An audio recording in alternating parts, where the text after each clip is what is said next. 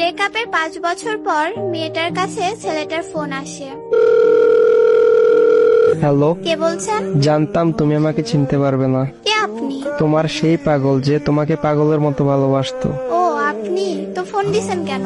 আমি ফোন রাখলাম। একটু দাঁড়াও প্লিজ, একটু কথা বলবো। আমি অপরিচিত কারোর সাথে কথা বলি না। একটা সময় তো অনেক পরিচিত ভাবতে আমাকে। কালকে তোমার বিয়ে, তাই না? শুনেছেন যখন, তাহলে আবার বলছেন কেন? তোমার মুখ থেকে শুনতে চাই। ঠিকই শুনছেন, কালকে আমার বিয়ে।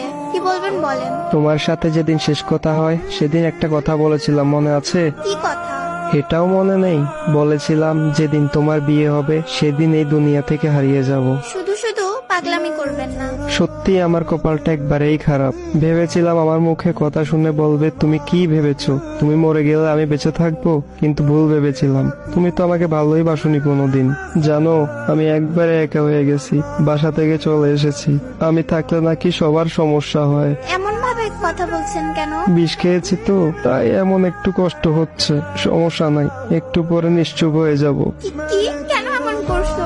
জানো, আমার অনেক কষ্ট হচ্ছে। তুমি এখন কোথায় আছো? বলতে পারবো না, আর জেনেও কোনো লাভ নেই। আমাকে বাঁচাতে পারবে না। মৃত্যুর আগে একটু কথা বলবো তোমার সাথে, শুনবে?